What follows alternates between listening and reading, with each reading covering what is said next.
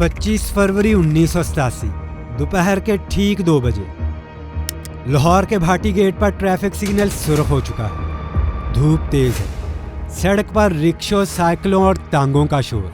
उसी लम्हे दराए रावी की तरफ से एक सुर्ख Toyota Corolla registration number ID 8874 signal तोड़कर आगे निकलने की कोशिश करती है, मगर ट्रैफिक ज़्यादा है, गाड़ी आगे नहीं बढ़ पाती। ड्यूटी पर मौजूद ट्रैफिक कांस्टेबल मुश्ताक अहमद और कुर्बान अली गाड़ी के करीब आते हैं। मामूल के मुताबिक ड्राइवर से कागजात तलब किए जाते हैं। इसी दौरान पीछे से आवाज़ आती है, तुम्हें मालूम नहीं ये काउंसलर साहब की गाड़ी है। जनरल ज़ियाउल हक का दौर है और ऐसे जुमले पर अक्सर ट्रैफिक अहलकार मामला ख़त्म कर देते हैं, मगर आज ऐसा नहीं होता। कागजात मशकूक लगते हैं, गाड़ी साइड पर लगवाई जाती है और मामला करीबी थाने को इत्तला दे दिया जाता है। तफ्तीश के दौरान उसने पुलिस को अपना नाम साजिद हुसैन बताया और ख़ुद को एक आम कारोबारी शख्स ज़ाहिर किया। अभी तक ये सिर्फ एक मामूल की ट्रैफिक चेकिंग है, मगर किसी को अंदाज़ा नहीं कि इस गाड़ी में बैठा शख्स 22 कत्ल के मुकदमात में मतलूब। लाहौर अंडरवर्ल्ड का वो नाम है जिसे 10 साल में कोई हाथ नहीं लगा सका था। वो शख्स जो ताकतवर संतकारों से भत्ता वसूल करता रहा, हत्ता कि मियाँ मोहम्मद शरीफ जैसे नाम भी उस खौफ से महफूज न थे। इकबाल हुसैन अवान उर्फ बाला गाड़ी, उसे आज एक ट्रैफिक सिग्नल ने रोक लिया। मगर ये कहानी सिर्फ एक गिरफ्तारी की नहीं, ये कहानी है लाहौर के सबसे खतरनाक कातिल की। वो कातिल जिसने पूरे अंडरवर्ल्ड का तवाज़न बदल दिया। सवाल ये नहीं था कि बाला गाड़ी उस दिन ट्रैफिक सिग्नल पर क्यों रुका। असल सवाल ये था, जो आदमी खुद को साजिद हुसैन बता रहा था, वो बाला गाड़ी कैसे निकला और 10 साल तक पुलिस की गिरफ्त से बाहर कैसे रहा।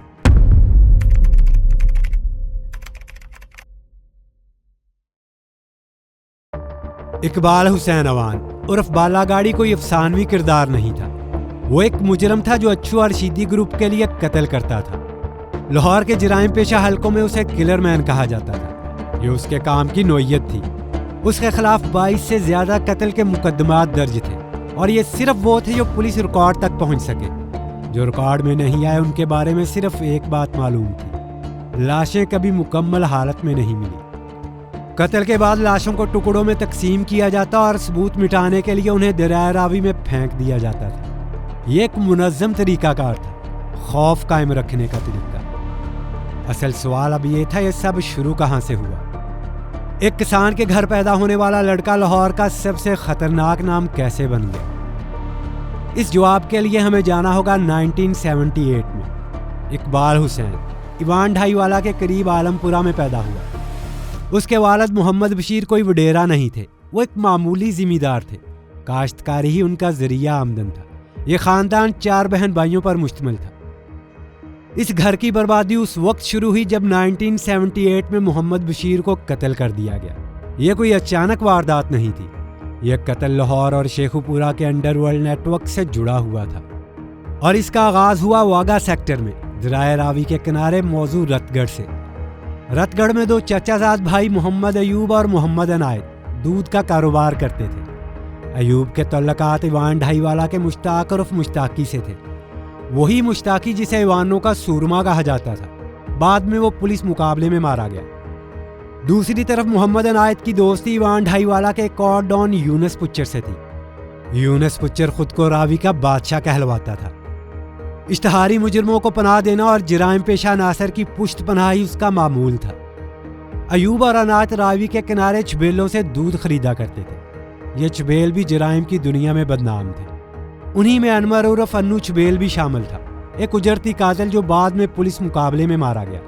एक दिन अयूब और अनायत के दरमियान किसी बात पर शदीद झगड़ा हुआ और यही लड़ाई आगे चलकर बड़े तनाज़े की बुनियाद बनी। अनायत ने अपने दोस्त यूनस पुच्चर से राब्ता किया और कहा कि अब मोहम्मद अयूब को छबेलों से दूध नहीं मिलना चाहिए।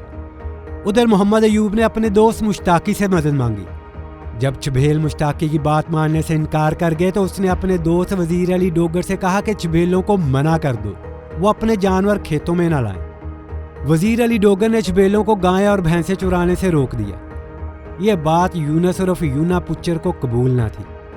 उसे अपनी चुदराहट और बादशाहत के खिलाफ समझा गया। फैसला हुआ वजीर अली डोगर को रास्ते से हटाना था। چنانچہ یونس پچر اور اس کا ساتھی یوسف چکر نے موقع ملتے ہی وزیر علی ڈوگر کا قتل کر دیا۔ اس قتل کا واحد گواہ محمد بشیر تھا، یعنی بالا گاڑی کا باپ، اور یونس عرف یونا پچر نے اپنے خلاف موجود اس اکلوتی شہادت کو ختم کرنے کے لیے محمد بشیر کو بھی قتل کر دیا۔ اس وقت اقبال حسین اوان عرف بالا گاڑی صرف 6ٹھی جماعت کا اسٹوڈنٹ تھا۔ یہ وہ مرحلہ تھا جہاں ایک بچے کی زندگی خاموشی سے بدلنے لگی۔ محمد بشیر کے قتل کے بعد معاملہ صرف ذاتی دشمنی نہیں رہا، اب دو گروہ کھل کر آمنے سامنے آ چکے تھے۔ ایک طرف یونس پچر کا نیٹ ورک، راوی بیلٹ، چبھیل، پناہ گاہیں اور روپوش قاتل، دوسری طرف مشتاق ایوان عرف مشتاقی اور اس کے ساتھ ایوان ڈھائی والا کا گروہ۔ مشتاقی جانتا تھا کہ یونس پچر تک پہنچنا آسان نہیں، وہ ہمیشہ پردے کے پیچھے رہتا تھا، اس لیے نشانہ اس کے قریبی لوگ بنے۔ سب سے پہلے یونس پچر کے دستے راست شوکت علی عرف شوکا کو قتل کیا گیا۔ کچھ ہی عرصے بعد یونس پچر کے بھائی شاہ محمد عرف شاہو کو بھی مار دیا گیا۔ یہاں سے یونس پچر نے ذاتی طور پر میدان میں اترنے کا فیصلہ کیا۔ جواب جلد آ گیا، یوسف چکڑ کے ذریعے مشتاق ایوان عرف مشتاقی کو قتل کر دیا گیا۔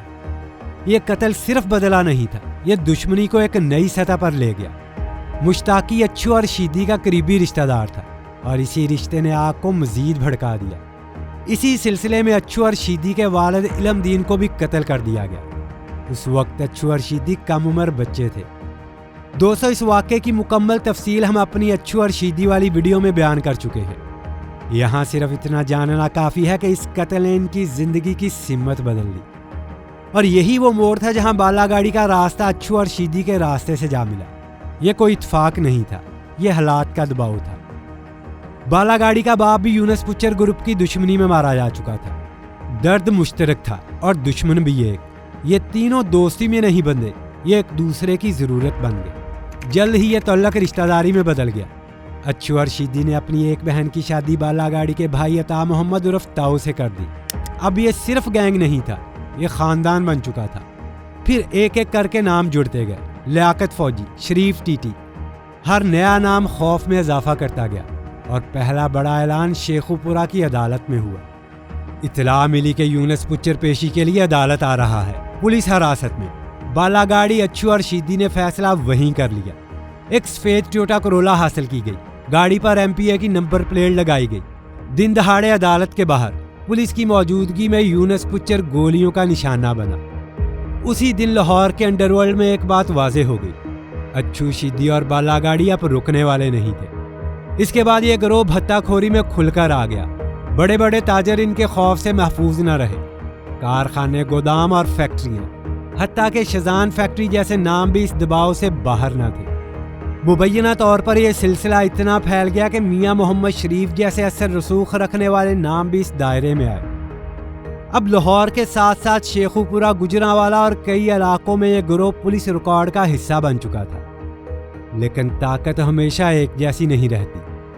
25 فروری 1987 دوپہر کے ٹھیک 2 بجے بھاٹی گیٹ پر ایک معمول کی ٹریفک چیکنگ میں اقبال حسین اوان عرف بالا گاڑی روک لیا گیا۔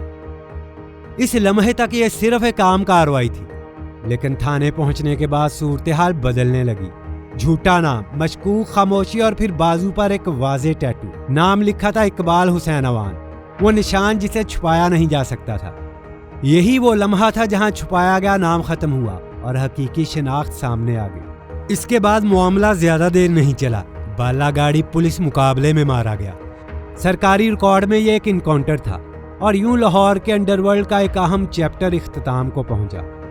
دوستو، آپ کو آج کی ہماری ویڈیو پسند آئی ہو تو لائک کریں، دوستوں کے ساتھ شیئر کریں، اور چینل کو سبسکرائب کرنا مت بھولیں۔